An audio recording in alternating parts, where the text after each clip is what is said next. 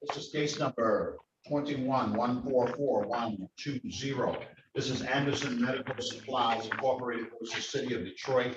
The matter is before the court set on for a pretrial conference. Your appearance for Anderson Medical, please.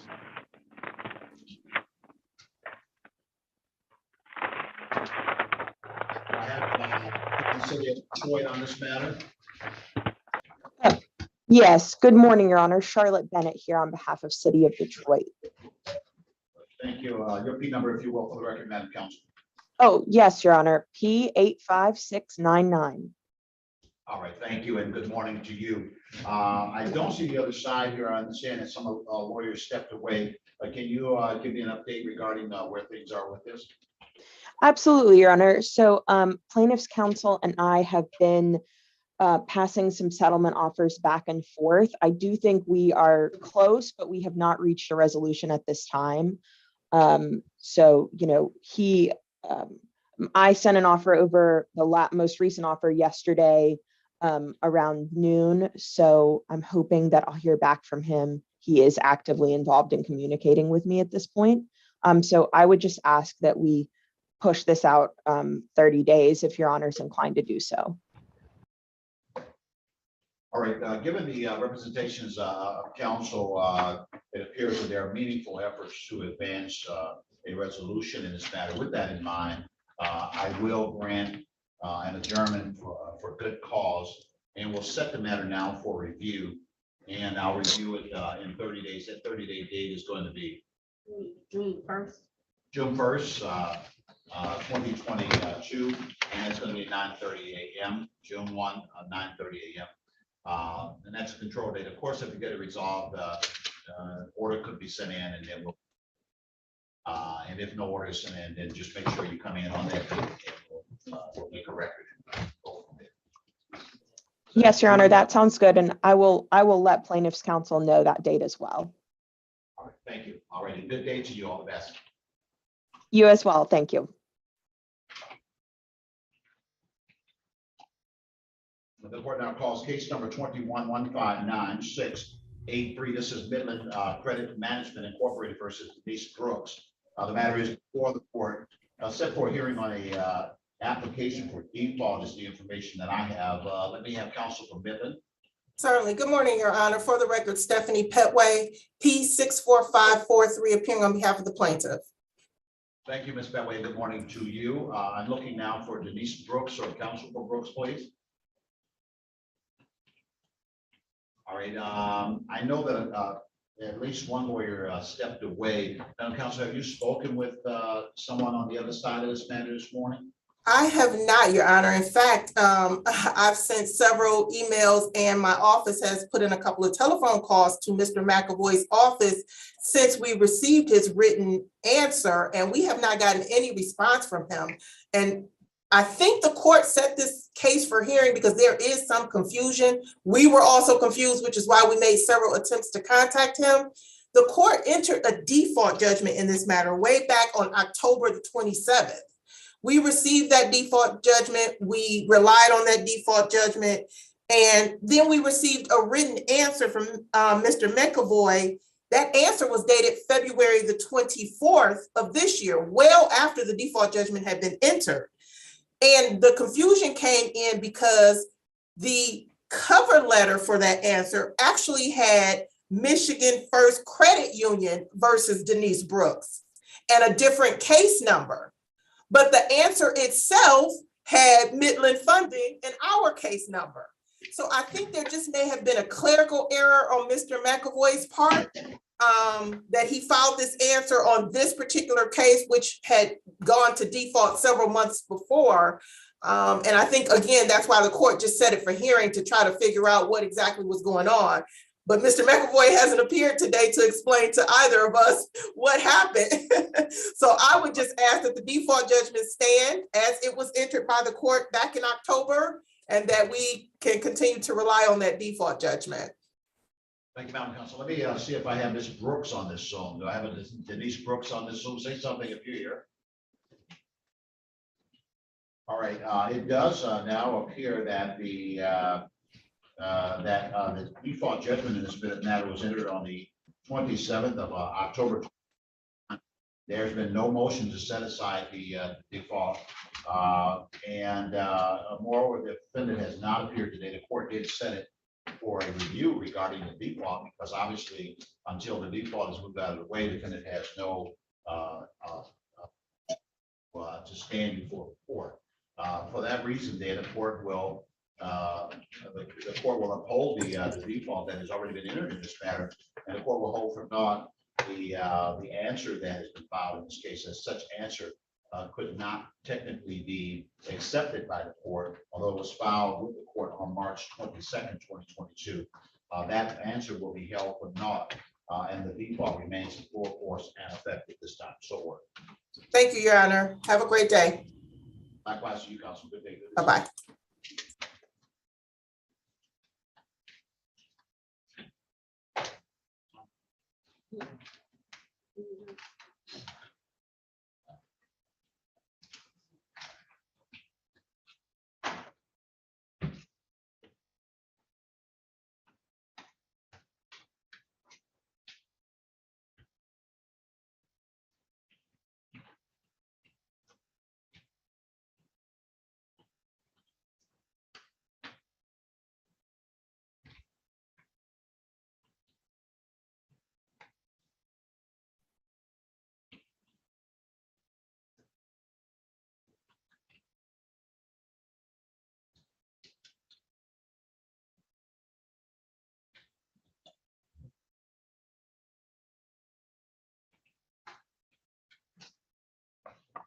The court now calls case number 21-155-250. This is United Lab and Select Specialist versus City.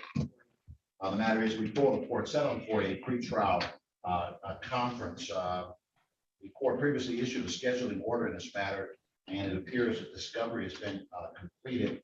I believe the parties were trying to resolve this matter. Your appearance for this for United Lab, please. Counsel for United Lab is in another courtroom. I did text him that the case has been called, so I expect him to appear. He was here earlier and had to leave for another hearing. Your at this time, if you will, Counsel. Yes, Patricia Porter, P66989 for the City of Detroit. Thank you, Ms. Porter, for the update regarding counsel in this matter. I believe that's Mr. Lowe. Is that correct? Correct, and I see he's here. I just returned, Your Honor.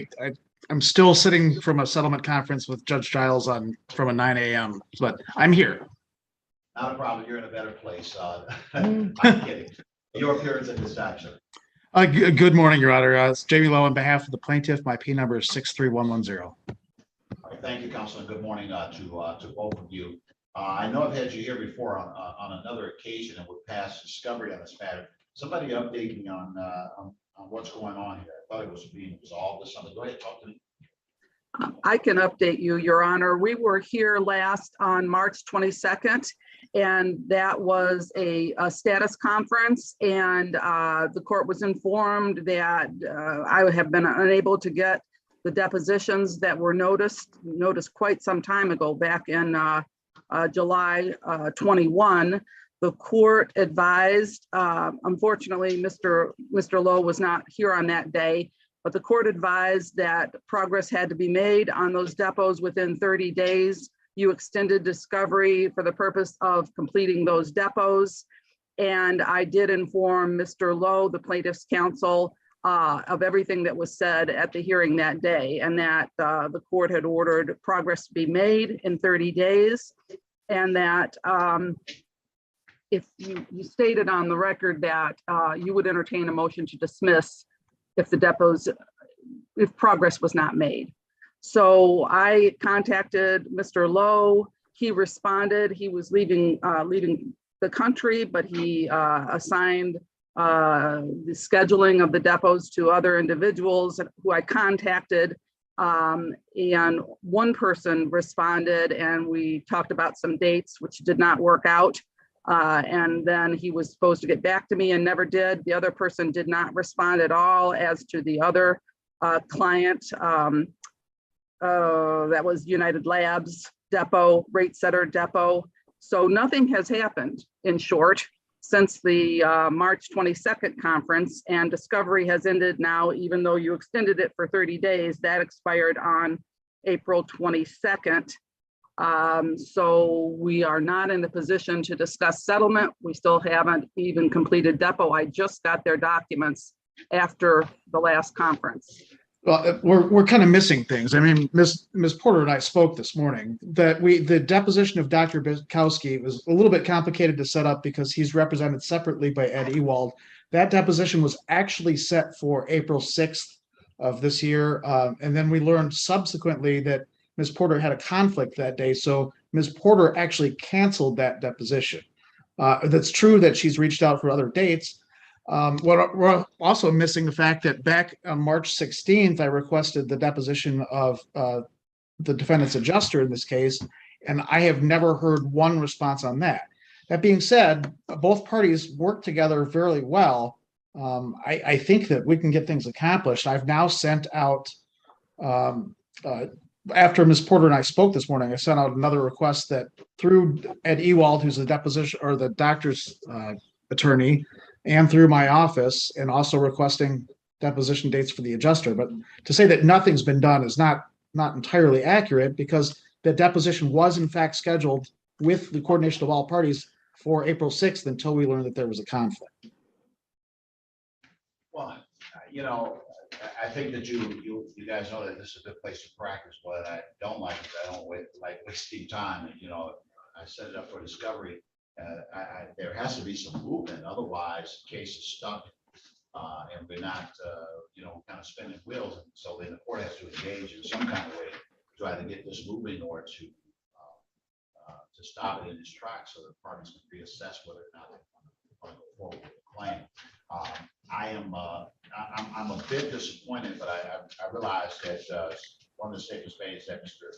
Lowe was not directly involved at one point as he was traveling. Because I know Ms. Porter and I know Mr. Lowe, I know that you're usually, you know, getting stuff done. That's the whole point here. So is there a way to get this nailed down so that we can get some accomplished? I already extended discovery for a 30-day period, and Ms. Porter is right in that regard. Nothing got accomplished. I mean, it was, if you call setting up a depth name, having canceled it as an accomplishment. Well, I won't argue the point, but there's nothing accomplished over that period of time. So I need to drill down on what's going to happen next here. Ms. Porter, it seems that there is an indication of an effort to depose the adjuster in this matter. What gives on that, ma'am? Yes, there was a request to depose the adjuster, and I wanted to schedule the depositions that I had noticed of their rate setters first. And as soon as I have them scheduled, I'll be willing to provide my adjuster, but I don't think I want to provide the adjuster while I haven't gotten the cooperation I need for their depositions. And you know, I know the lawyers in this, and I know setting up some kind of congruent process should not be a difficult thing to do here. So, so somebody give me a pitch out here. What are we going to do next? Or do I close discovery and then force your hands on stuff? What are we going to do? Let's talk about it real quick. I got a bunch of other cases. My suggestion, Your Honor, and if you don't mind, would be to give us kind of one more shot of trying to get these depositions accomplished within the next 30 days. If not, then forced our hand at this point. But our two offices have a lot of cases together. We generally work well together. It sounds like this case just had a few things fall through the cracks on both sides. And I'd like to get back in the good graces of the court for both of us. And I have no objection to another 30-day extension with the representation that we can get this done. All right, sounds good to me. I will find good cause for granting the adjournment for an additional 30 days, particularly with having both lawyers engaged here and lawyers of experience as well. So I'm confident that you'll be able to make some moves. Obviously, I will not allow the case to spend on a dime if we are at the same place 30 days from now. And that's going to be a real problem. I'll let you know that now. So address that. Hopefully, we won't have to cross that bridge. You go ahead and set it to come back on June 1st. No, third. June 3rd, 6/3/22. I'll go ahead and set that up at 10 o'clock a.m., putting at the latter part of the call so that you can perhaps talk that day. I know you'll be talking along the way, and then we'll see where things are at 10 o'clock a.m. 6/3, 10 o'clock a.m. I'll review the matter at that time. Good day to the two of you. All the best. Thank you, Your Honor. Thank you, Your Honor. All right, the court now calls case number 21-168-087. This is Huron Case Management versus City of Detroit. It says Department of Transportation. I believe that's been corrected. Matter is before the court, set on for a pretrial conference. I do see that there has been the answer filed, as well as I see that there was a discovery order previously issued by the court of scheduling order. Your appearance at this time for Huron. Your Honor, Mike Xavier on behalf of Plaintiff Huron Case Management, P76438. Thank you, Mr. Xavier. Good morning to you, sir. For the City of Detroit, your appearance at this time, sir. Good morning, Your Honor. Philip Hiltner, P77913 for defendant. Thank you, Mr. Hilder. Good morning to you as well, sir. Other than the time when I brought this case up to set up the discovery order, I think this is the only hearing after that time. Somebody update me. You completed discovery. What's the status of things at this point? Yeah, we have exchanged discovery, Your Honor. Everybody's responded, but for the one issue which Mr. Xavier brought to my attention yesterday afternoon was he didn't get the entire claim file, which we agreed in this case he could have it. There was just a mix-up in my office, so there shouldn't be an issue, and he should get that within a matter of a few business days. And Your Honor, the only thing I would add to that is because there were a significant amount of redactions in the material originally sent, counsel didn't realize we had a HIPAA authorization to receive all the full records. I'm not sure if there's any depositions of any medical providers or anything I'm going to need to take without being able to review the full claim file. So I kind of just leave that as a disclaimer. My hands are kind of tied until I see everything that actually exists. Very well. And there is an indication that that will be that document or those documents will be submitted to you in the next few days. My interest is setting a settlement conference on this matter, a final settlement conference. And I'm thinking to go ahead and set that on the 3rd of June. So we'll go ahead and do that and set it for 10:15. And I'll review everything at that time. By then, Mr. Xavier should have had an opportunity to review the claim file. Perhaps the two of you get a chance to engage with it, and then the court will talk to the parties as to see whether or not there is a prospect of being able to get it resolved. And beyond that, of course, setting a date for trial if we came to this result. Well, Mr. Xavier. Yes, Judge, will you be wanting clients present as well at the settlement conference? First of all, that works for you, Mr. Hilden. I'm sorry? Okay, I'll back up. We crossed over something here. He asked me a question after I asked him a question. Anyway, I'll let you judge that, sir, as to how much client control you have. And again, yourself and Mr. Hildner, I'm sure, will talk before that date. And so you'll kind of know where the parties are in terms of the likelihood of resolution. And if you feel that because the lawyers are involved, I'll let you have control over whether or not you think your clients should be here in that regard, right? So I'm setting it for a settlement conference, and that's going to be, as I've indicated, on the 3rd of June at 10:15 a.m. That works for you, okay, Mr. Hillman? That does. June 3rd, you said? That's correct, sir. That works. Thank you, Your Honor. All right, thank you. And both of you will get a notice in that regard as well. Good day to you. Thank you, Judge. Thank you. Take care.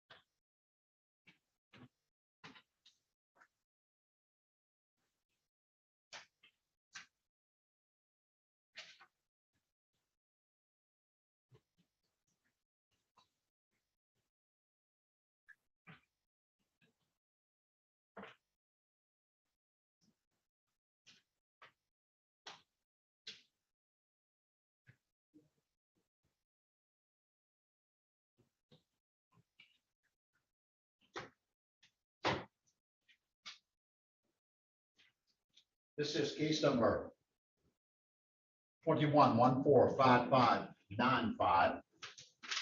This is AC Electrical Engineering versus James Jenkins et al. Matters before the court for a scheduled hearing. The parties did appear in person previously, and the court set a subsequent hearing. Do I have plaintiff's counsel on AZ Engineering? Yes, Your Honor, Sam Jarbo appearing for the plaintiff in this matter. All right, Mr. Jarbo, your P number for the record, if you will, sir. P84564. All right, thank you, counsel. For Jenkins et al., your appearance, please. All right, Mr. Jarbo, update me. It doesn't seem like I'm seeing the other side. I know that you guys have been talking along the way. Go ahead, sir. What was that, Your Honor? I know that you've been talking with the other side on this. I don't see counsel on the Zoom at this time. Update me and kind of tell me what's going on. Yeah, Your Honor, I didn't see him on here either, which is a little bit surprising, but you ordered us to facilitate this matter outside the court. We facilitated the matter at my office about 2 weeks ago. Since then, it looked like we were close to a deal of facilitation. They just needed to go back and do some accounting. It's on a construction issue. They went back, and I have emailed, opposing counsel 2 or 3 times, and for an update on that information, and he has not answered, and has just kind of gone incognito, and now he's not here at this hearing. So your guess is as good as mine. I'm not sure what's going on. Huh. I can give him a call if the court pleases and see if he'll log on. Yeah, please do that. Yours is a priority for me. See if you can make contact with anybody, and I'll stand down for a moment here, all right? Sure, you got it. Just give me a second here, okay? All right, and I'm gonna go on to something else, but then just let me know. I'll be looking out. Sure. Yep. Your Honor. Thank you. All right, thank you, sir.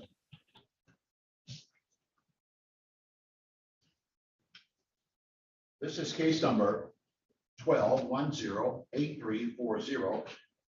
This is Biomagnetic Resonance Incorporated versus Jasmine Gladys Harper. The matter is before the court on the filing of objections to a writ of garnishment. The record should reflect that in this matter, a judgment was entered.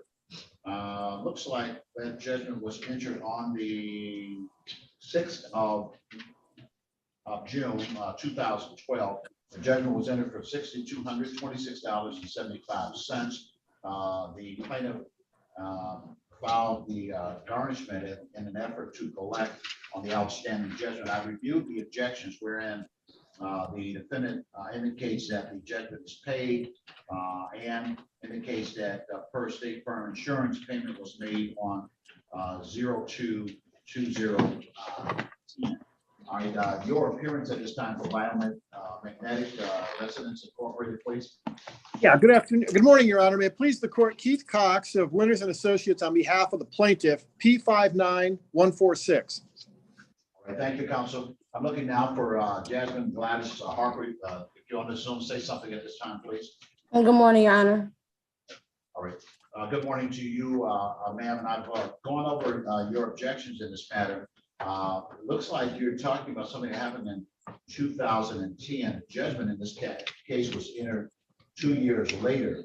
So that any judgment entered subsequent to that time would not relate to any resolution that was issued previously. So there's still a judgment in place in this matter. If you believe that that judgment should not be in place, then you would have to take action to try and get that judgment set aside. Because you do have a judgment bench. This hearing is not the hearing in which you could attack the underlying case. If you're going to attack the underlying case, you have to file some type of motion to get that judgment set aside because it is in place. Mr. Cox, do you know anything about any resolution of this judgment such that it's already paid off? Yeah, Judge. So when we got the motion, originally this was set for April 13th. I appeared at that time. the defendant failed to appear, but I did inform the court we looked into this. The defendant actually received 2 MRIs from the plaintiff back in 2009, one for her shoulder and one was for a cervical spine. Her insurance company, State Farm, only agreed to pay one of the 2 claims. The claim that they paid was for the right shoulder, and they rejected the claim for the cervical spine. That claim is the only one that plaintiff brought in the lawsuit, and that was the $5,400 that was the subject of the complaint and the judgment. I would note the defendant has paid, we've received over $3,800 collecting for this over the last nearly 10 years. But we did look into it, Judge, because we certainly don't want to double collect. And if it had been paid, we would obviously take steps. But we were able to confirm that there were 2 MRIs and only one got paid. And the payment that the defendant has alleged was the payment for the shoulder, not a subsequent payment for the cervical MRI, because we still show the rejections as late as 2011 in the notes and the letters. All right. So, and you're not disputing that one portion was paid as it relates to one of the MRIs. You have evidence or you have information that that one thing was paid, correct? Yes, Your Honor, but that one thing that was paid was never contained in the lawsuit brought before this court. It would have been double the amount, right? So we did one of the 2. Yeah, you already told me that. I was just confirming that Yes. you're on the same page with Ms. Harper in relationship to the fact that there was an MRI that was paid for. Yes. Service paid for an MRI. You're distinguishing. This is for a second MRI that the insurance rejected and would not pay, and that's why the lawsuit was brought. That's what you're saying, Mr. Cox, correct, sir? That's correct, Judge. All right, Ms. Harper, that seems to be the rub in this, and if you don't believe that is true, you could certainly file something to try to demonstrate that that this should not be a judgment against you, but that's not an issue that can be addressed today. Go ahead, ma'am. Okay, so when I spoke with State Farm, when I initially took the MRI, when I got my information back, the only disc, because they give you like the results on the disc, was for my back. There was nothing ever wrong like with my shoulder or anything. Me and State Farm been going back and forth on this for like a few weeks now. So what I did was I reached out to the Attorney General. It's something else going on with State Farm because I was never treated for my shoulder. So I don't even understand why they would cover the shoulder when they covered everything else for my back. I don't understand. Just like I think that was 2012. Or it could have been 13.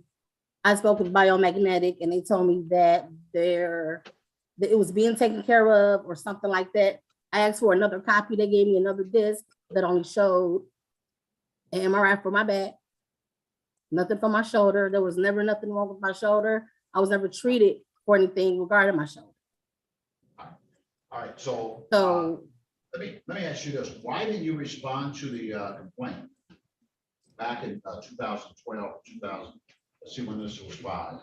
Yeah, filed in April of 2012. Why didn't you file an answer or something? In 2012, I was living in Grand Rapids. I believe I got a letter from Biomagnetic. It could have been 2011, but I wasn't here. My mom, it went to her house and she had told me about it. And that's when I had spoke with them because I said, they never treated my shoulder. Yeah. My shoulder was never treated. So, and the disc, the disc that they gave me, it was MRI specifically for my back. It didn't have nothing else on there for knee, shoulder, any of that. So I don't understand why State Farm even paid. Like, why would you pay for something that wasn't treated? Okay, that's what you were supposed to bring up 12 years ago or 5 years ago. I 6 did. years. Anytime. Did you file something with the court in that regard? Young, didn't know better. If I knew then what I knew now, I would have. You still have the right to file a motion with the court if you desire to do so, to address those issues, if you believe that you have something to establish that the judgment should be set aside. But none of that has ever been done over the last 10 years or so. And that's why you have a judgment against you. And you paid. How much is owed on this judgment now? Exactly. And that's another thing, like it's so much for MRI, like it's almost $10,000. Like that's, and I'm being garnished. I just moved, but I'm about to be evicted because I can barely pay rent. Like my checks now are like $500. My rent is $875. I stay by myself. I have bills. And that's why responding to a complaint filed against you is so critically important, because of the fact that it results in a judgment, and then that judgment allows people to come and collect Right. their income. And like I said, I completely understand. And like I said, if I knew. Okay, I muted you because I need you to stop talking now for just a moment. All right, Mr. Cox, how much is the balance on this judgment?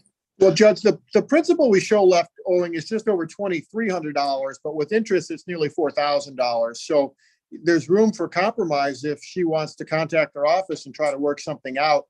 I do note that the garnishment that she's objecting to was a wage garnishment, and I don't show that. We did get a disclosure indicating she works bi-weekly, but we haven't received any monies pursuant to the garnishment. But, you know, Judge, based on the arguments that she's making, which are attacking the underlying judgment, we'd ask that the motion be denied and that any funds withheld to date be released to plaintiff's attorney. All right, thank you. All right, Ms. Harper, if you will, you can unmute yourself at this time. I'm going to deny the objections because they're not valid. They're just not anything that would be allowed under law. But I do want to know, has some money been taken from you from your employment? Have they withheld any money?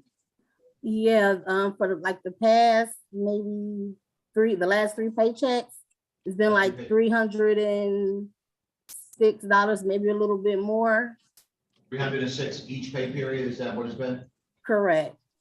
All right, so a total of about $900 or so, a little more than $900 is being held, correct? Was taken out. Correct. All right, so it sounds like, so you get paid twice a month, is that correct, ma'am? Correct. So it sounds like the garnishment is hitting you for about a little over $600 a month. All right. So what I'm going to do is I'm going to I'll deny the objection. I'll release whatever funds have been withheld to the plaintiff, and I'm going to go ahead and suspend the garnishment so that you can make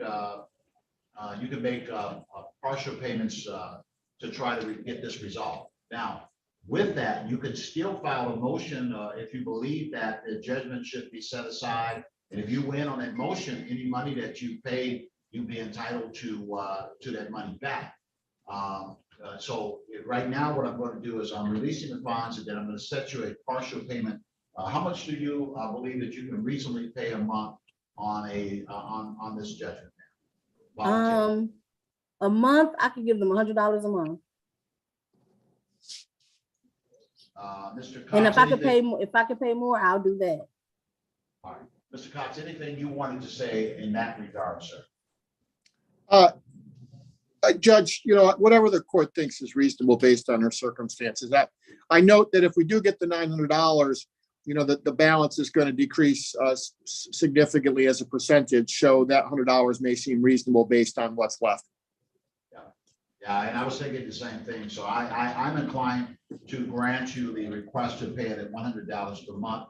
Mr. Cox also extended to you that given that there's a lot that's been paid and a lot of what is left is interest, that if you come up with some plan to kind of attack this, you could contact his office and they'll talk with you about maybe negotiating some number to get it resolved. So that's I could do that. All right, that's still available as well. So I'm going to go ahead and set the matter up for partial payments. Your first partial payment, would be due on the 20th of May, 5/20, and it'll be $100. I'm suspending the garnishment so that they would stop taking out of your pay. And I'll get that out just as quick as I can. That means that you might be hit with one more between. But you'll get an order from me to take to your employer, suspending the garnishment. And then you'll have a order for payment, for partial payments beginning. In fact, I'm going to put it on the 27th of May. May 27th will be when you make that first payment. And that should move things forward. I do wish you well, ma'am. All the best to you. Thank you, counsel. And you'll get orders from me shortly regarding these matters. All right, Very thank good. you, Your Honor. Thank you, Your Honor. All right. Bye now.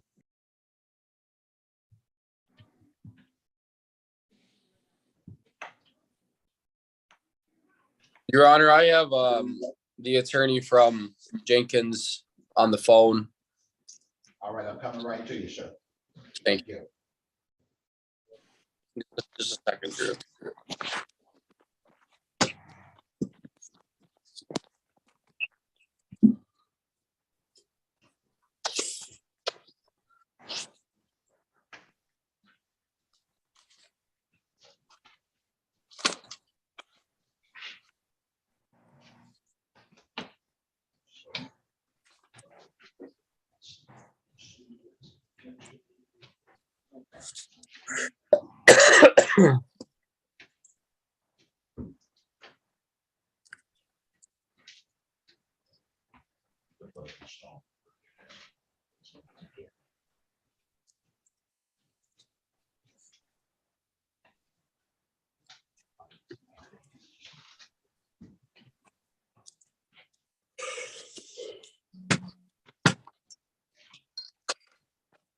We're back on the record regarding the suffix 5595. That is the case of AZ Electrical versus Jenkins et al. And Mr. Jarbo has entered his appearance for plaintiff in this matter. For defendants, sir, I know that you're on the phone there. If you're able to hear me, enter your appearance at this time, sir. Drew, your appearance. Andrew Patterson on behalf of the defendant. The P number. Oh, I'm sorry, 18690. All right, good morning to you, sir. Good to hear you there. I understand that you all did go through facilitation in an effort to try and get this worked out. I wanted to be updated on exactly where things are. It appears that there was some progress made, but again, as I recall, this was an accounting type issue. Go ahead and update me, Mr. Jarbo, if you will, on where things are. Yes, Your Honor. I guess I spoke to Mr. Patterson when you were on other cases, and I guess his client is just finalizing some accounting papers and talking to a project manager, and they should get back to me. I'd like there to be a control date on this, Your Honor, because there has been a bit of a ghostness from the other side. So if you could just place a control date on this so that they can get that information back to me, so that we can make some real progress and hopefully resolve this case, that would be great. So I'm thinking 30 days to take another look at it. It looks like we're finally getting this thing moving. That make sense to you, Mr. Patterson? It does make sense to me, and yes, we have met, and I think it was a productive meeting at the plaintiff's attorney's office. My client is trying to reach a project manager that no longer works for Jenkins Construction to confirm some of the material that was submitted to that meeting. And I think that the result of this is that one side or the other is going to owe the other side a few $1,000. That's my guess.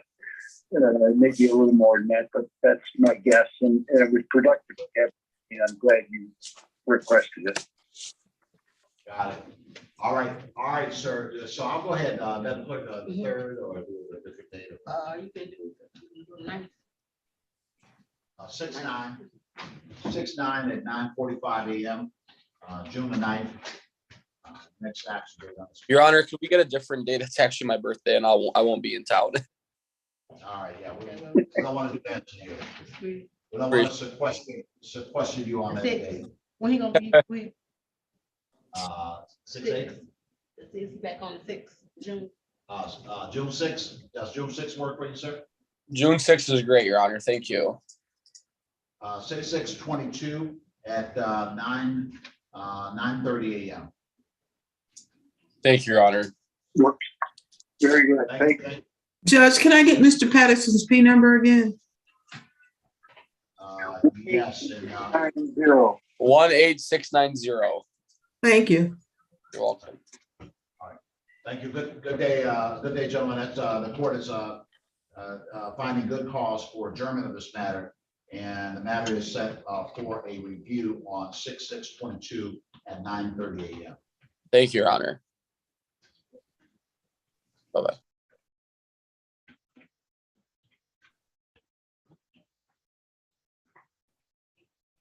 The court is calling case number 19-174-628. This is Credit Acceptance Corporation versus Sandra Jones. The matters before the court on the filing of objections to a writ of garnishment. The record should reflect that in this matter, a judgment was entered by default on the 7th of February 2020 for $5,193.02.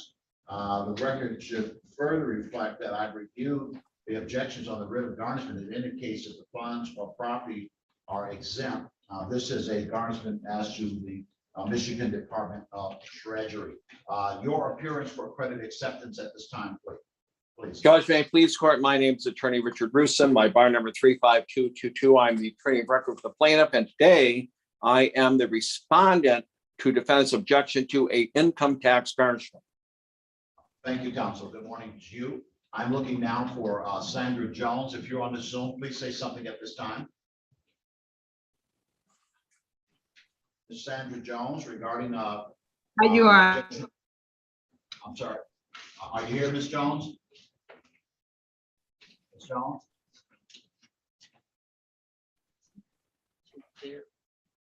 I heard her voice. Say something again, Ms. Jones, if you're there.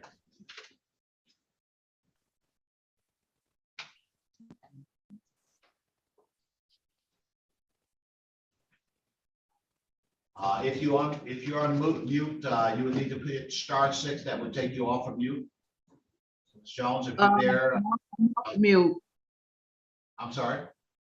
I'm Ms. off Jones? mute. All right, Yeah. thank you. All right, good morning to you. I've raised your objections to writ of garnishment. You said the funds are exempt. This is a judgment attacking your income tax return from the state of Michigan, I believe. Is that correct? Yes.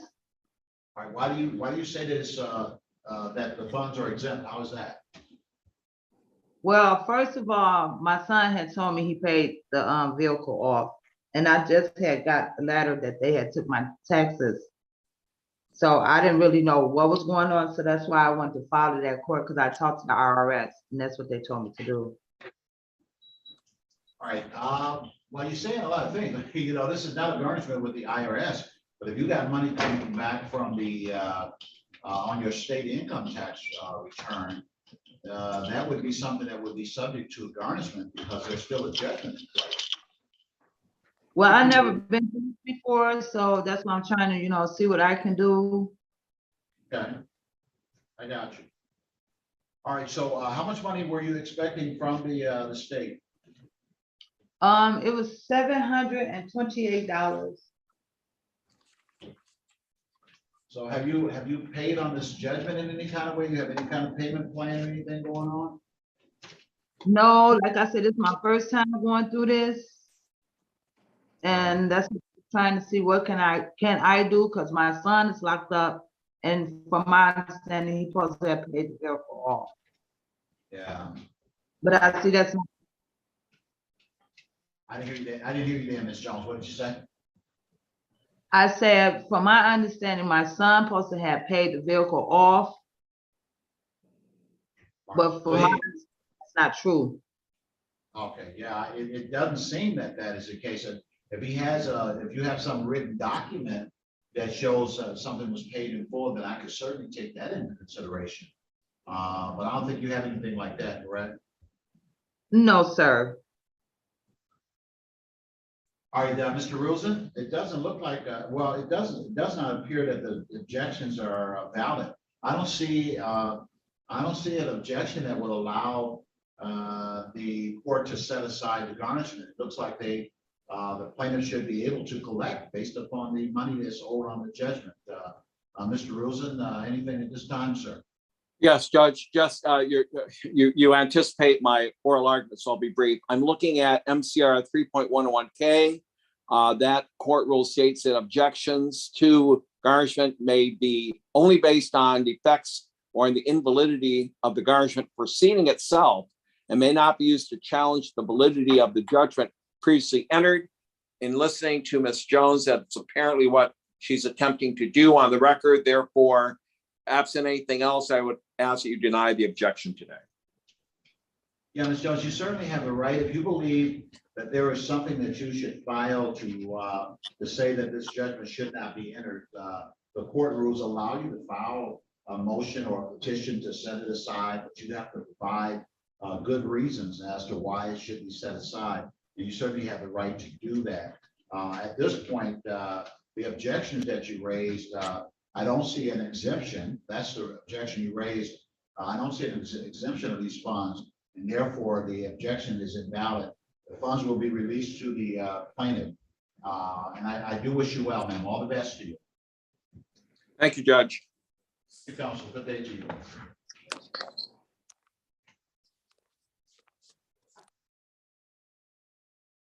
The court now calls case number 21-163-605.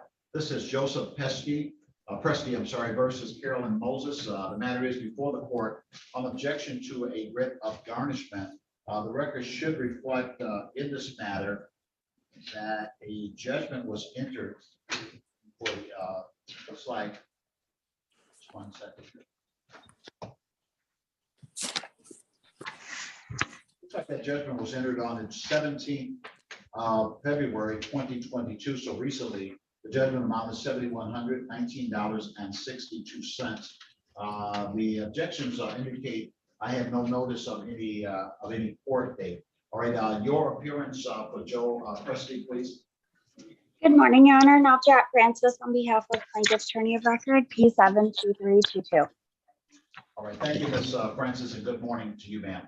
I'm looking now for Ms. Carolyn Moses. Ms. Moses, I believe I see you there. Good morning to you, ma'am. Good morning, Your Honor. All right, I see that these are your objections that you filed. You said you had no notice of any court date, and you would not have received a notice of a court date because you didn't file any answer to the complaint. If you don't file an answer to the complaint, then the judgment gets entered by default, and that's what happened in this case. I didn't get a letter, Your Honor. One moment, ma'am. Okay.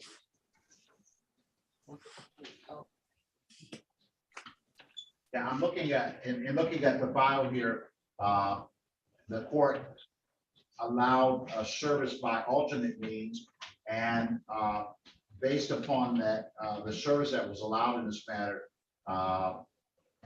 the item was left at the last known address on Chandler Park Drive, and that provided a sufficient basis for service in this matter. So that occurred back in, give you the date of it, just a moment here. That occurred back in October 31st, 2021. So that's how the notice requirements were satisfied in this case. When the plaintiff filed a motion indicating that they were not able to find you for personal service, they then asked the court for alternate service, and that order was granted.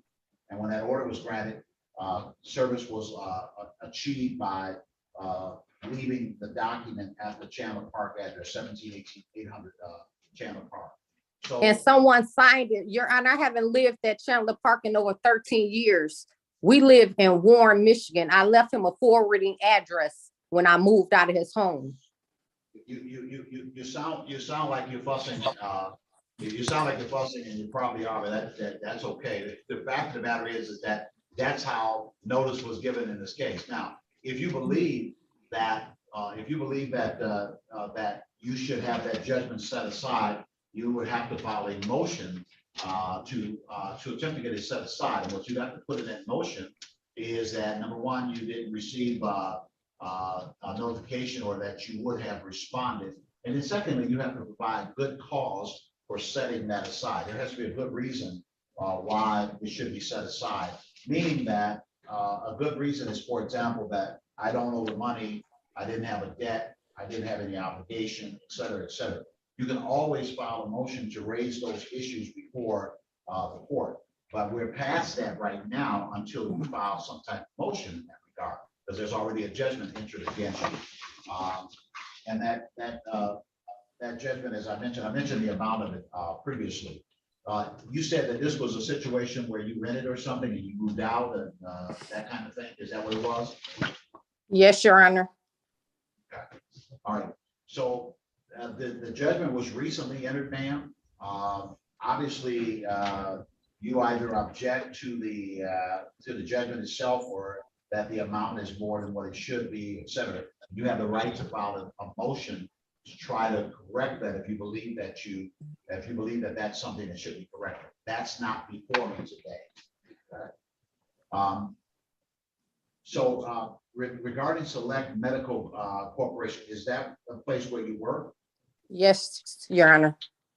So has any money been taken from you by way of garnishment at this point, ma'am? Yes, Your Honor. So are you paid twice a month, every other week, or on a weekly basis? How are you paid? Twice a month. So how much was taken from you from any pay period, if you will? Well, the first check they took like $625, and the second check they took out $388. So it sounds like your average would be somewhere in the nature of $450. That's a lot. So $900 a month. Yes. All right, Ms. Francis. Your Honor, as you stated, defendant is attempting to attack the underlying judgment with her arguments, which is not allowed under an objection to Garn under the Michigan court rules. So we are asking for her objections to be denied at this time. I would point out, as to her arguments, we do have a postal verification from the post office dated August 9th, 2021, stating that the Chandler Park address was a valid current address at that time. However, as my previous argument, that is still not a valid objection to garnishment. All right.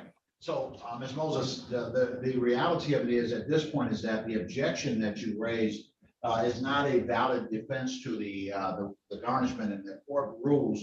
The statute does not allow me to consider defenses that you may have to the underlying case. You have to bring that up separately. So I'm finding that the objections are invalid. I'll release any funds withheld to the plaintiff in this matter. Now, in the interim, while you may file a motion and try to get this set aside, I think that a part of what you're saying let me ask you this: how much money are you willing to pay on this on a monthly basis to stop the garnishment? Probably $150. I have a mortgage, Your Honor, and then they said I owe $7,000. I don't even owe. I probably owe less than $1,000. All right, and you know the problem is, of course, right now that you had a judgment in place. Now you heard me a couple of times. I told you what. A couple of times you heard me talk about what you might want to do. You might want to file a motion to try to deal with that. But right now, we're dealing with that judgment as it is. Until you get something set aside or get something changed, it is what it is right now. All right, Ms. Francis, anything on the proposal for partial payments at this time? Your Honor, as you calculated, we're getting about $900 a month. So from that, going to defendant offering 100 to 150 is not reasonable, especially based on the current balance of the judgment. So if we were to do a payment plan, I would ask for at least $500 a month, Your Honor. Your Honor, that was overtime that was on that first check. I can't afford to give her that. My mortgage is $1,300. I'm not going to set your payment at $500 a month. I just wanted to know what they were requesting. You know, if I leave the garnishment in place, you know, it would be $900 a month that would be taken from, or somewhere near that amount. But no, I'm not gonna set it at 500. I want to try to get you moving on this in some kind of way, all right? So I will suspend the garnishment. But I'll set the payment at $200 a month. Now, again, you can file motions and if you get it set aside, you get all your money back, so on and so forth. I'm gonna set the payment at $200 a month. I'll suspend the garnishment as long as the payments are made. I'll set your first payment, the voluntary payment, to be due on the 27th of May 27th. And we'll stop the garnishment and move forward in that way. All right, that's gonna be the order of the court regarding this. The two orders from the Ms. Moses. One will be the order denying the objections but stopping the garnishment. And the other will be a partial payment order that orders that you pay $200 beginning on May 27th and $200 per month while this matter is pending. All right, that is my order. I wish both sides well. You'll get a copy of the same shortly. Thank you, Your Honor. Just to clarify, when you stated that the garnishment is stopped, it is suspended. Suspended, correct, ma'am. Thank you. Thank you. All right, good day. Good day to both sides. Thank you, Judge. I have one more matter. I'll be right with you, ma'am. Thank you.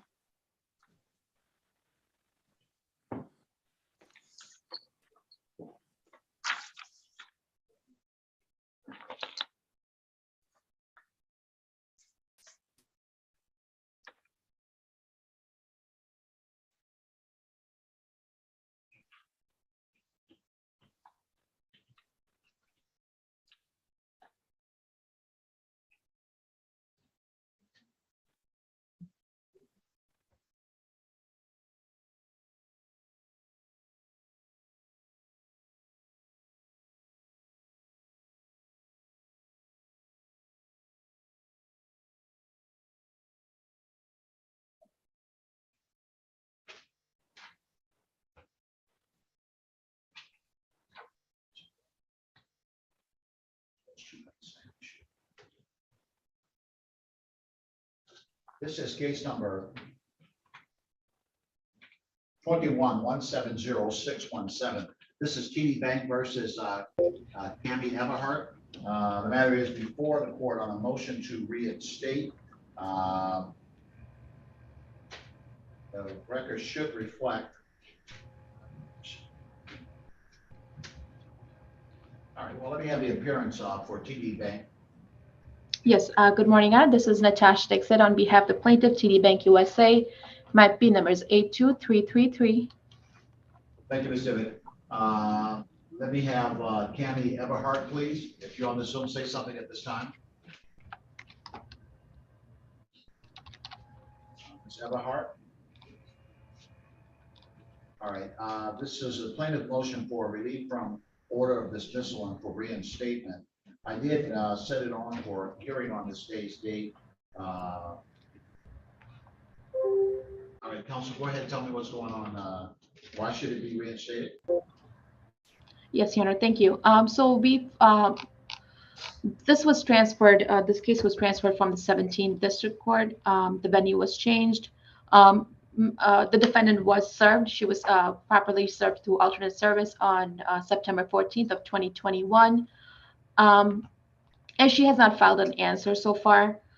This was set for, in this court, it was set for a pretrial on February 17th of 2022. The plaintiff did not receive a notice to appear, so that's why we did not appear. And it seems that the defendant did not appear either during that pretrial on February 17th. And this was then dismissed, I see, dismissed without prejudice because of the failure to appear on February 17th. So, Your Honors, we are requesting it be reinstated. The defendant was served, and we did not receive a notice to appear. So that's the reason we did not appear during that time. So, Your Honor, that is the reason we do request it was reinstated. She was served on September 14th of 2021, and she did not file an answer so far. Yeah, I have reviewed the file now, and I do see the change of the transfer of venue, and I see that there has not been any responsive pleading by the defendant in this matter. And you're correct that the dismissal was secondary to no one appearing on the 17th of February. Inasmuch as counsel has stated the plaintiff's position regarding this matter appears to be correct as it relates to the file, the court will set aside the order dismissing this case. The matter will be reinstated. I suppose that you'll be submitting an application for default. Is that correct? Yes, Your Honor. We can certainly submit a, should we submit a default along with the proof of service that we have? That's correct, ma'am. Okay. I'm anticipating the case, and I will anticipate the submission of a default in this matter. And serve it upon the defendant. Okay. Yes, ma'am. All right, thank you. So I won't Thank send you, it. Honor. I'm just waiting on your paperwork on the default. Okay, thank you, Honor. Thank you. Good day. You too. Ms. Francis, you said you had another matter? Yes, Your Honor, I had 000.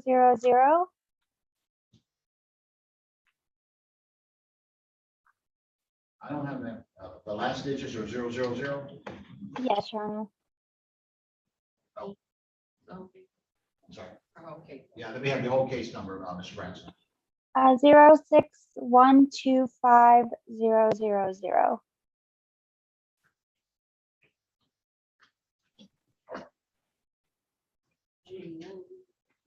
Eugene Youngman. Eugene Younger? Yes. Youngie. No, that's for 5/4 at 10 o'clock. That's for 5/4 at 10 o'clock. 5/4 at 10 o'clock a.m. Okay, thank you. Thank you, Counsel. Good day to you, ma'am. You as well, Judge.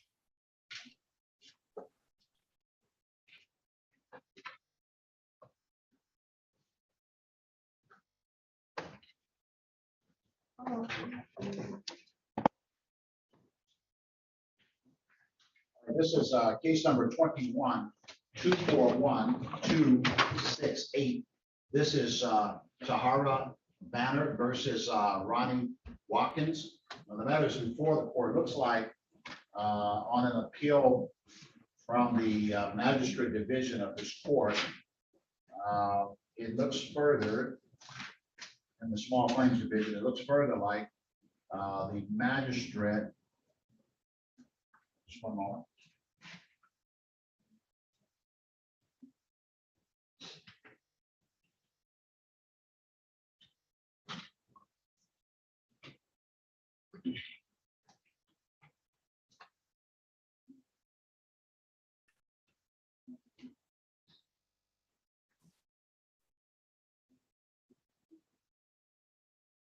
All right, got it.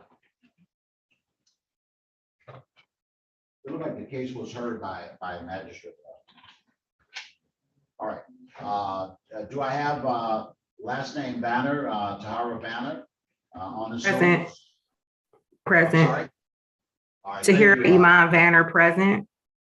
All right, thank you, Ms. Banner. And do I have Ronnie Watkins in this matter? Yes, sir. All right, thank you.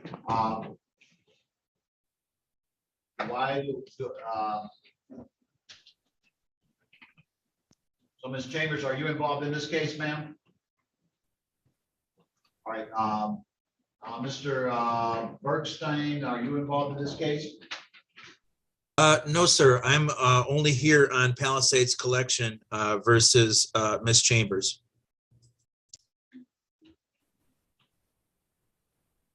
All right, I don't have that. Let's get your case number, Mr. Bergstein. Sure, it's case number, give me 1 second, 04 138986.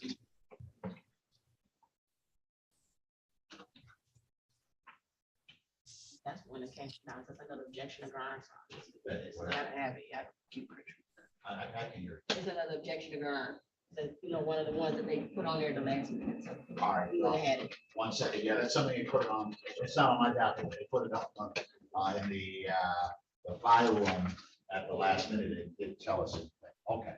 This is case number. I'm coming right back to the suffix 1, 2, 1368 in just a moment. So we're on hold with Donna versus Watkins. I'll be right with you in just a moment. Case number 04138986. This is Palisades Collections LLC versus Darnathia Chambers. The matter is before the court on the filing of a writ on objections to a writ of garnishment. The record should reflect in this matter that a judgment was entered in this case on the 14th of December 2004. The judgment was entered for $1,714.00. Looks like the objections relate to a state of Michigan third-party withholding type garnishment.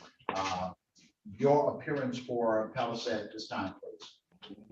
Thank you, Your Honor. Good morning. Michael Bengstein, P 69778 on behalf of Palisades Collection. All right, thank you, counsel, and good morning to you. Do I have Darnathia Chambers? Darnathia, thank you. Good morning. I put that other N in there. Okay, thank you, Ms. Chambers. And good morning to you as well, ma'am. So you filed objections in this matter. It looks like there's a judgment outstanding against you, and this is an attempt to collect what you might be receiving from your state income tax return. What's the basis of your objection in this matter?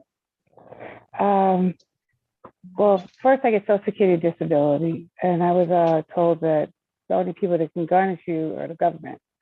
And I got this garnishment in the mail recently into regards to where my income tax went. And I went down to the court to file an objection. And this is originally dated. Let's stop you for a moment. Can you hear me? Let me stop you. Yes. Okay. Yes. Let me stop you. Get rude, just move it on. I don't need to hear all that. I already know all that. I know that that you became aware that there was some garnishment filed against you. The issue that I'm getting at is why you believe that they should not be able to collect money on their judgment. And you've indicated to me that is because you receive Social Security. Is that your only source of income? That is my only source of income. At the time when I was able to get income tax, I cashed in my 401k from a company I used to work for about 20 years ago. And I cashed in my 401k, and that's why it generated income tax. Because normally I don't have an income tax because I just get Social Security disability. And like I said, I cashed in my 401k because of hardship. And that's why I have income tax. But this filing was originally done in 2004. And we're now in 22, 18 years later. How can you go back 18 years later and file and take my money for something from 18 years ago? Yeah, because the judgment was renewed in 2014. Every 10 years, or after 10 years, or right at the close of 10 years, the judgment could be renewed. It was renewed for another 10 years in 2014. So that judgment is good until 2024. That's why you have. The only reason the money from the 401k that triggers this type of situation, that money is not exempt. The Social Security money would in fact be exempt. I mean, you would be absolutely right in that regard. How much money? Yeah, but I was also never served either. Never served. Already have a garnishment in place with the IRS, the federal government paying off a restitution. That's why I have a list of things and reasons why I feel that it's not valid. Because like I said, I never received any kind of notice. I thought it was outdated, but you said it can be redone every 10 years. I currently have a garnishment through the federal government in regards to restitution. So I don't understand how they were able to just go in. Like I said, I understand what you're saying about the 10 years, but it's been 18 years that you go back in and take my income tax, which, like I said,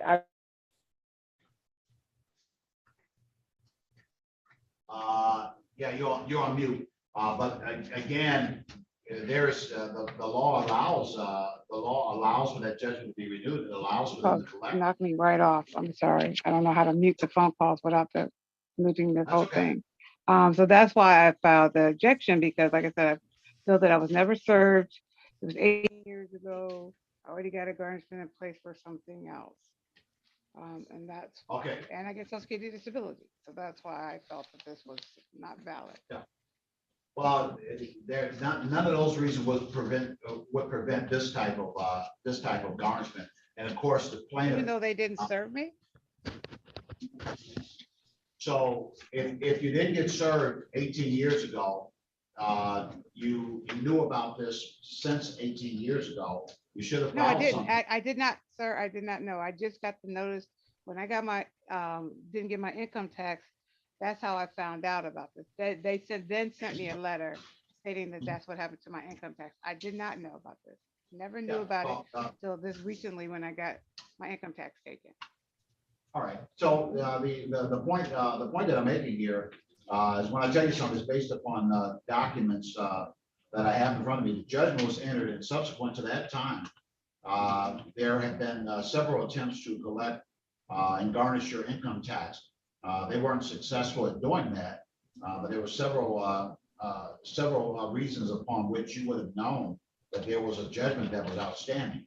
I understand that because you did not have income other than the Social Security income that they were not able to collect, but those things would have put you on notice. Moreover, the court, not me, but someone who was handling this matter back then, they allowed for you to be served by substituted service, it looks like.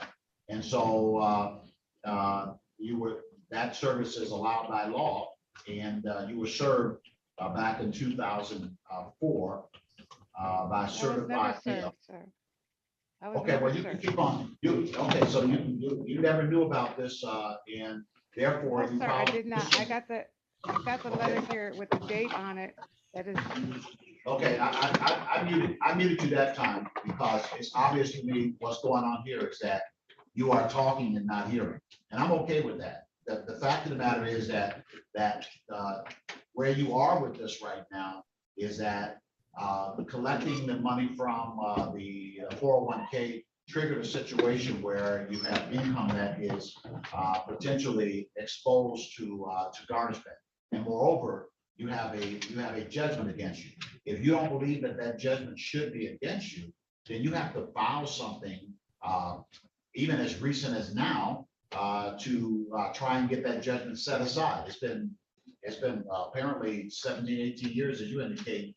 And if you believe that you should file something to set that aside, you should. But until you do that, and until that judgment is set aside, that judgment is valid. It's in place. It can be used for collection. It can intercept bank accounts. It can garnish wages. It can attach state income tax return. It can be used to attach property, et cetera, et cetera, et cetera. That's the impact of having a judgment against you.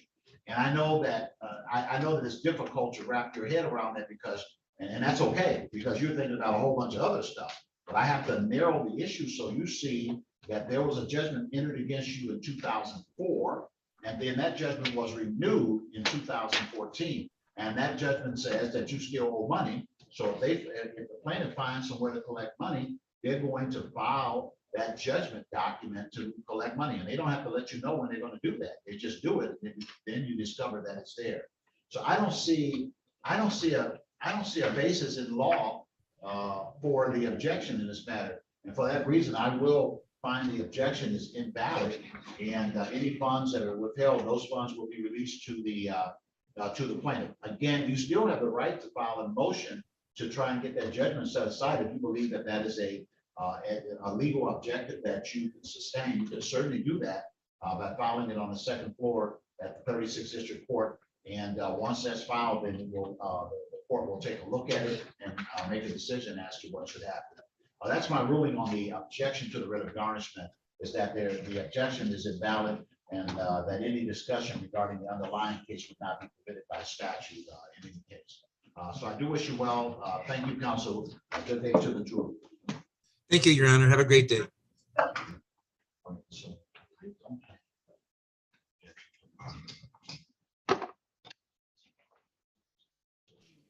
Yana, can I ask you a question about that?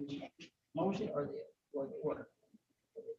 Well, you know, it just comes as objection. Text, yeah.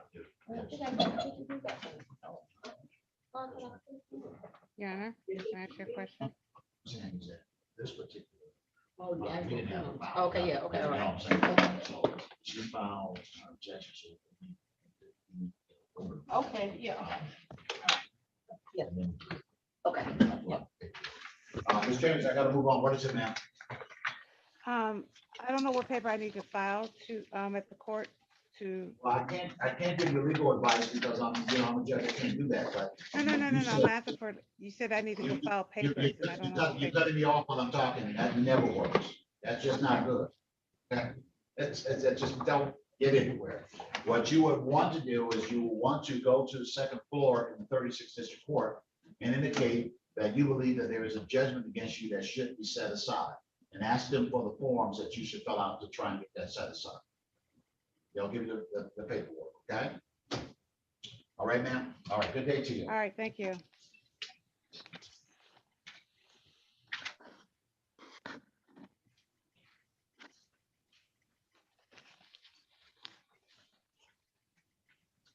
All right, we're back on the record regarding the suffix 1268. This is Banner versus Watkins.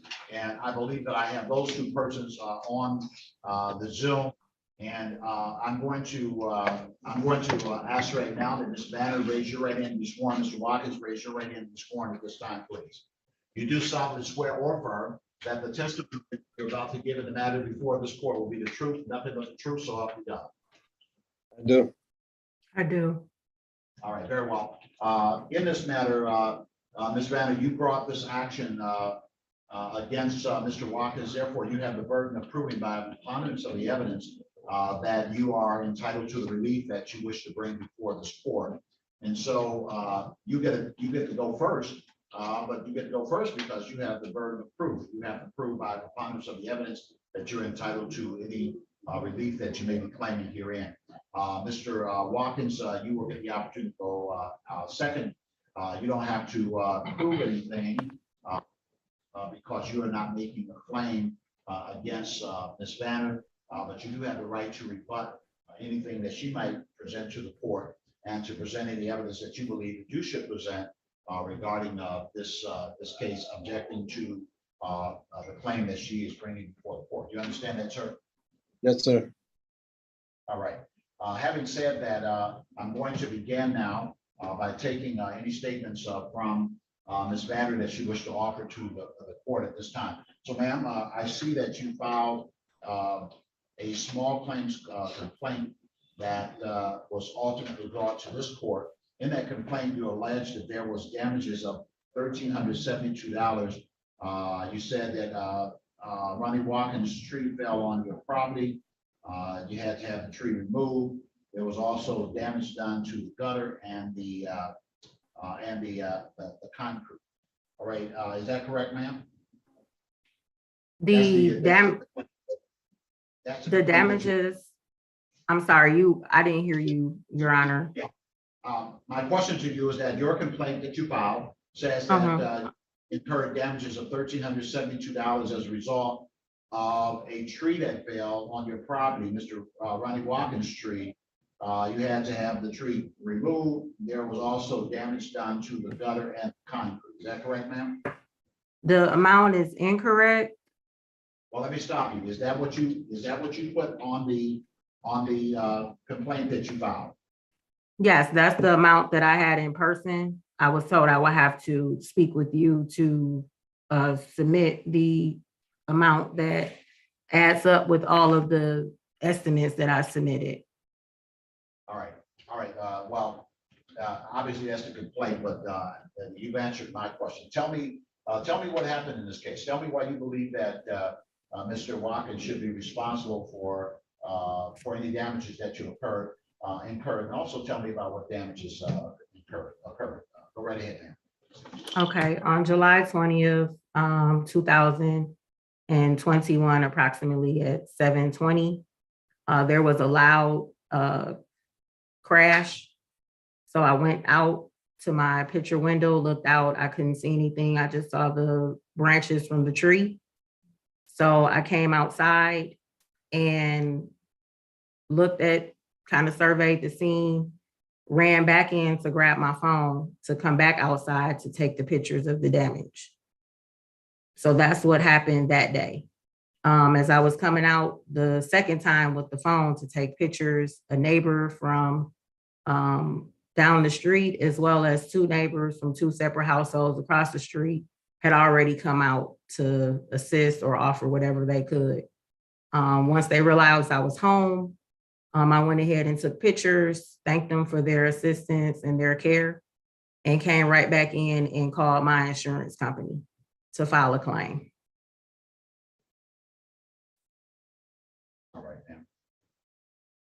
And so you expended money, or you are anticipating that you're going to have to expend money regarding this situation? When I contacted my insurance company, the pictures, the claim, all of that was submitted. They contacted me back and stated that Mr. Watkins' insurance company denied the.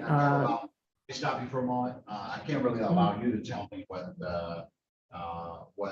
they said back to you, because that would be in the nature of hearsay. But it sounds like what you're telling me is that you heard that some insurance provider was not going to take care of the obligation or something, correct? Right, that's what my insurance company, that's what I have in writing. The claim was denied. Okay. All right. All right. Anything else you want to tell me?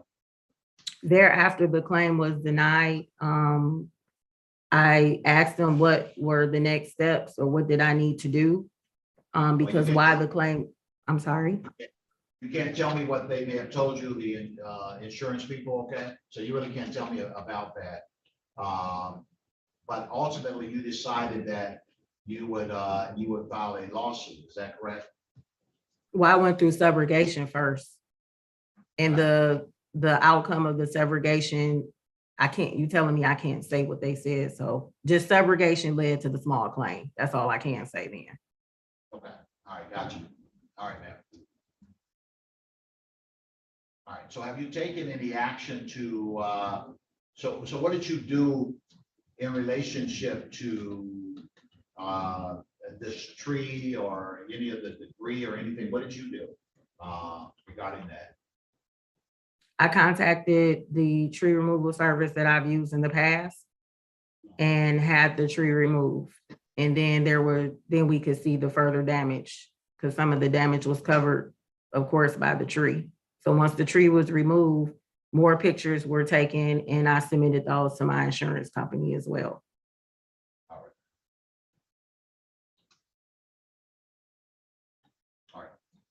right. Anything else you want to tell me at this time? I don't have anything else except what was said, and I can't speak to that as far as the insurance company. All right. How much money have you paid out? Let me see. The tree to be removed was $1,550. The bushes treatment was $199, and then was $199, and then my gutter was $350. I could not afford to replace the cement block at that time. That's the only thing I have not taken care of.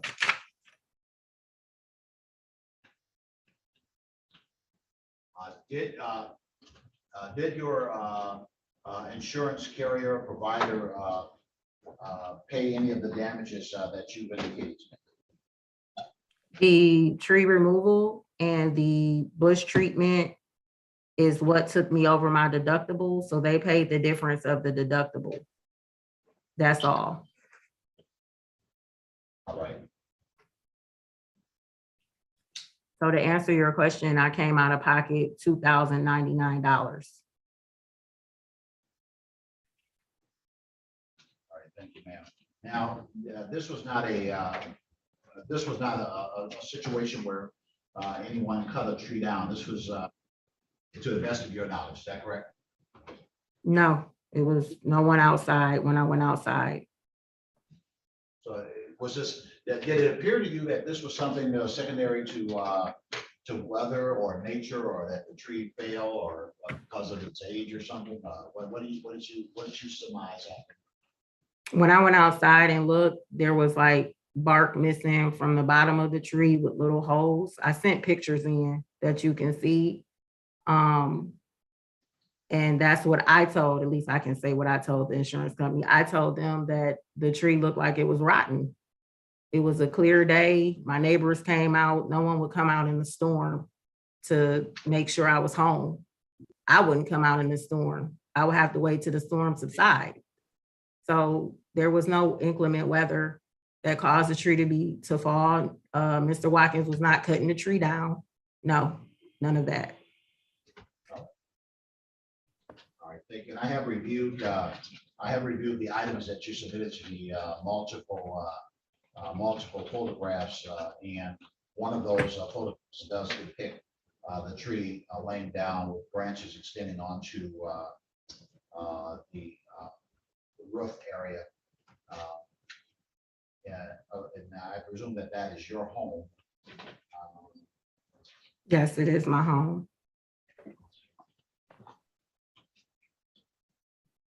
And my neighbors are actually in the background of one of the pictures. Yeah, I see a person in the picture, and I do see damage to a gutter. It looks like after the tree has been removed. I'm also looking at a photograph that you submitted, a couple of photographs that you submitted that shows some cracks in the cement area as well. Is that correct? Yes, that's the cement slab. That's what I did not pay out. That was $490 even. All right, thank you, ma'am. All right, anything else?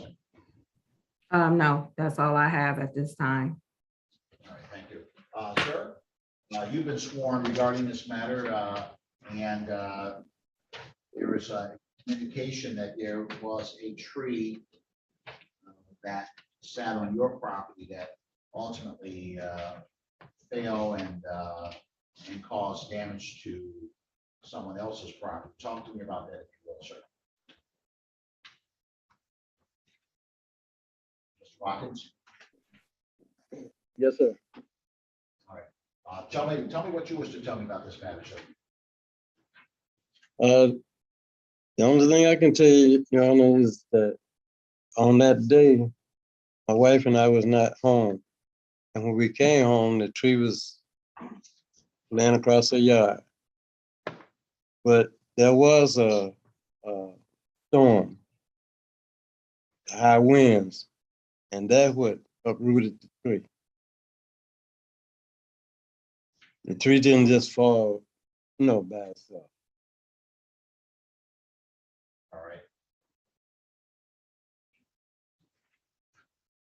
So your property is insured at the time the tree fell? Yes, sir. I have homeowners insurance, the US state.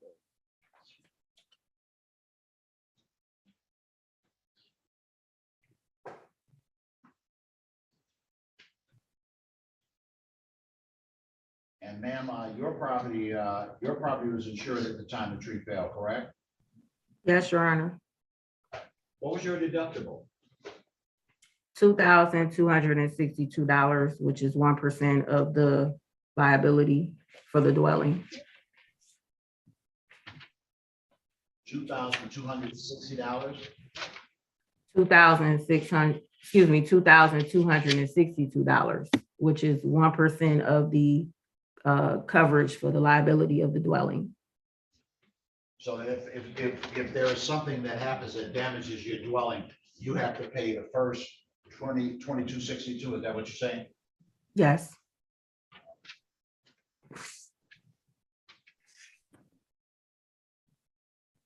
Just one moment.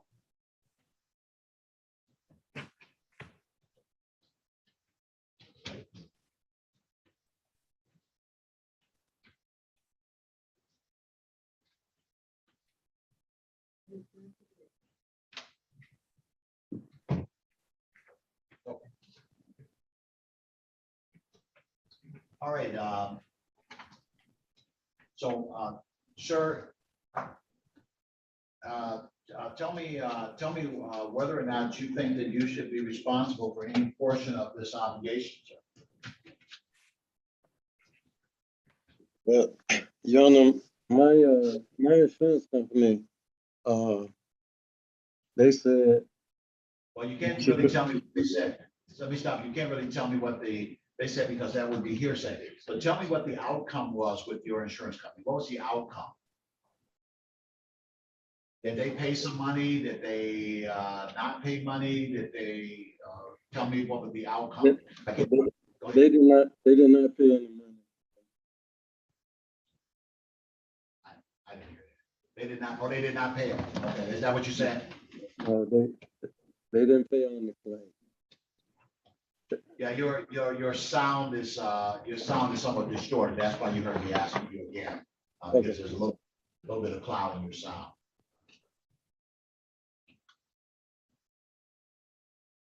They said the reason the tree had. What is it? Yeah, we're all the way up on the sound. But are you far away from your device? Because I can hardly hear you and your sound kind of distorted. Say what you just said to me again. Okay, can you hear me now? Yeah. Okay. The insurance claimed that it was an act of God, the reason the tree fell. He gonna have to. Yeah, he said, I mean, I know that already. What he said is they said it's an act of God. I mean, that's, yeah. That's the rub here. All right.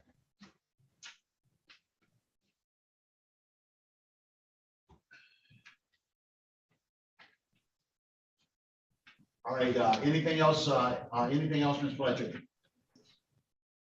No. Because I can't speak to what was said by the insurance company.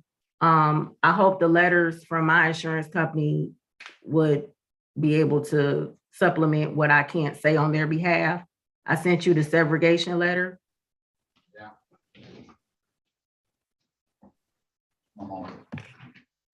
There should be two, the one where subrogation process began on September 29th, 2021.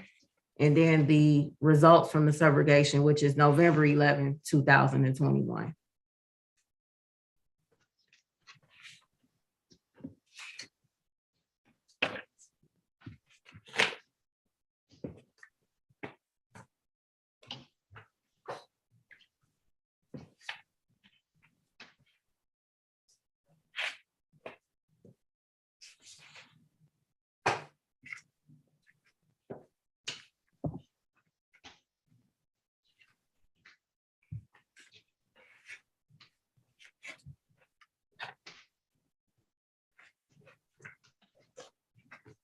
Just one moment.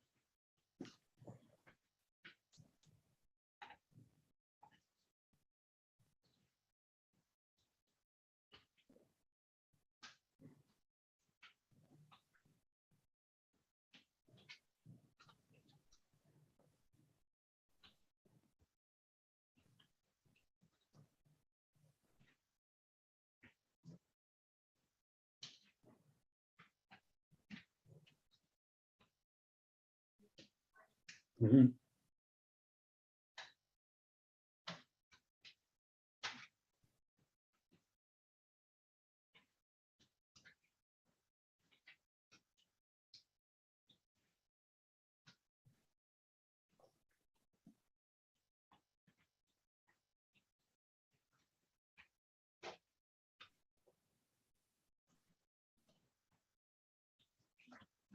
right. So tell me what you, I'm going to allow you to go ahead because of, you know, the kind of the, and I've made a decision, the kind of the sad reality of these kinds of things have to do with what happens when there is an act of God and not an act of negligence or an act of or some type of intentional act. So that, for example, if I have an antenna on my roof, or some big apparatus on my roof, and it's loosened and it's blowing in the wind, but I don't fix it. And everybody knows it's blowing in the wind, but I don't fix it. And then one day, eventually, the wind blowing, and that antenna comes over and tears somebody else's house up. Well, clearly, then you have a situation where that's not an act of God, that's an act of negligence, because I should have had the screws tightened on the antenna. This situation a little bit different. So tell me go ahead and talk to me about what information you got regarding subrogation and anything along those lines. When I spoke with the insurance company and explained to them when I made the claim and submitted the pictures, when they responded and I found out that the claim was denied on Mr. Watkins' insurance company end, that's when I inquired as to, well, I have pictures with neighbors in the background, no one would come out in the storm. Doesn't that stand for something? And that's when the subrogation process stated that's a small claims piece at this point. So that's how I ended up in your courtroom, Judge Coleman. I'm just following what I can't say what was said, but you see what the letter states, small claims. So that's why I'm here. Yeah, that sounds like pretty misleading language. So let me understand the, because they were not giving you legal advice, they don't know what they're talking about, quite frankly. Let me understand this, when you purchase your homeowner's insurance,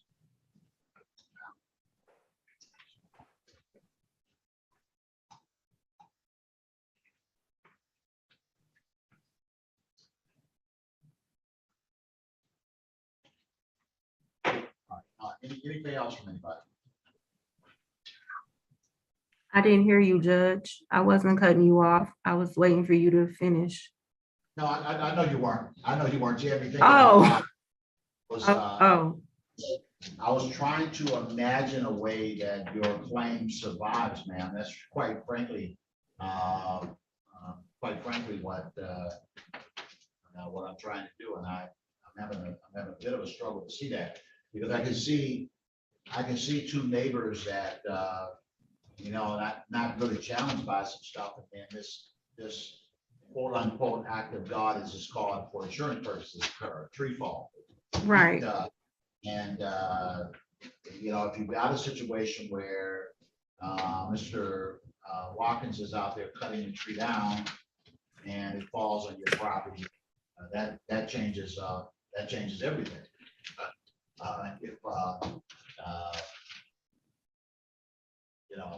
All of those kind of things. So those are the issues that are involved here. All right. So anything from anybody else before I make a decision in this case? I had a question in regards to, would a rotten tree be considered an act of God? Because if there's no storm that directly caused the tree to fall, then what other reasons would a tree fall? Well, the challenge here, of course, just in answering your question before I make a decision, the challenge here, of course, is in looking at the tree as it fell and looking at the branches on the tree with leaves and what have you on the branches leaning against your gutter and what have you.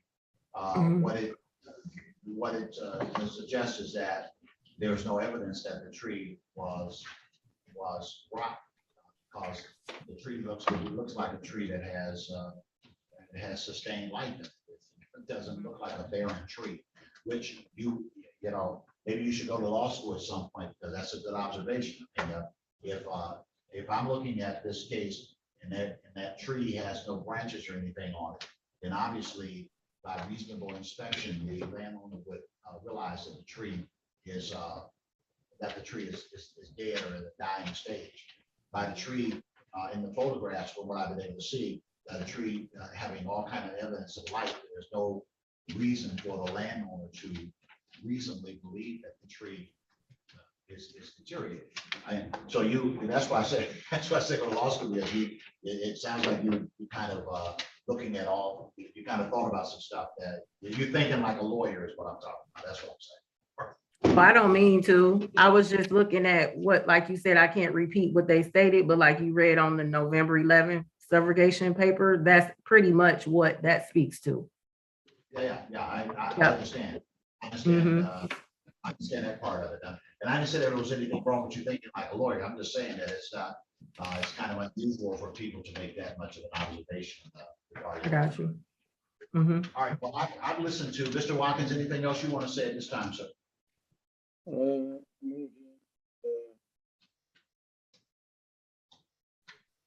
I didn't hear you, sir. Anything? No. We both have homeowners insurance, and our homeowners insurance, that's what it's supposed to cover. Couldn't hear none of that you said. So maybe you need to get closer to your device. What did you say? I say we both have homeowners insurance, and that's what our homeowners insurance is about.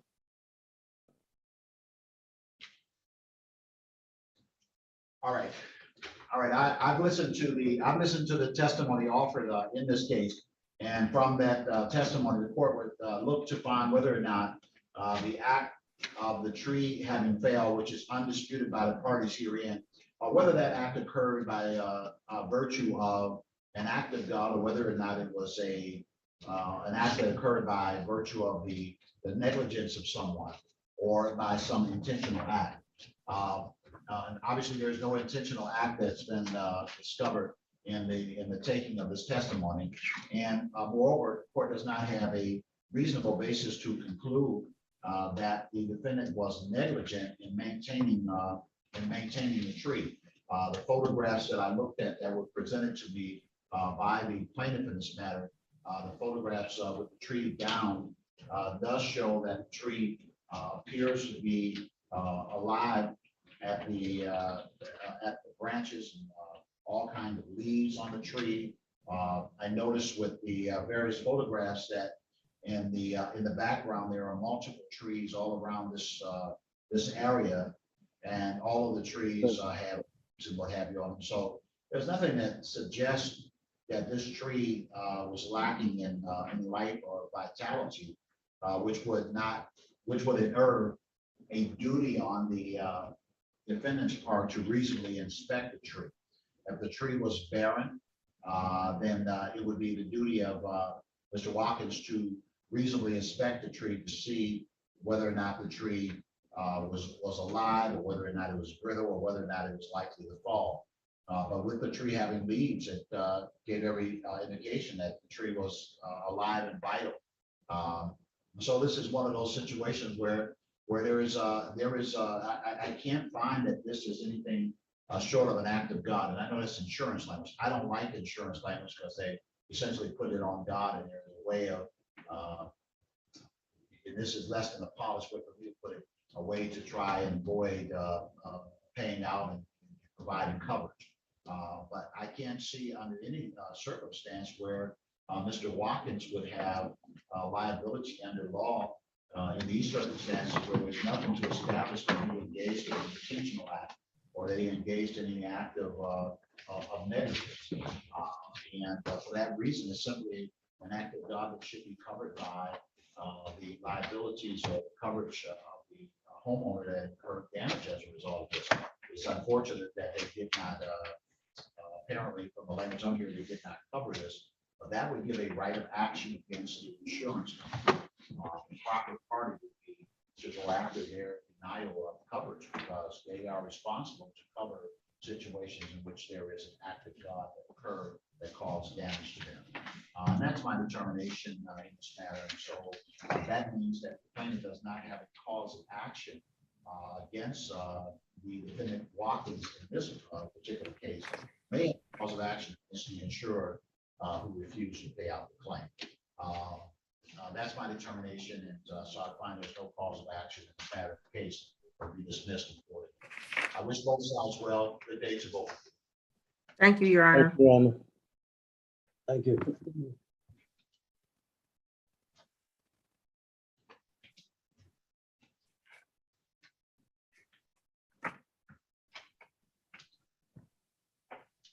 Oh, Your Honor, just so I'm correct, you said no intentional act and no proof of negligence, correct? Because I'm going to take this a little step further. Thank you. Appreciate it.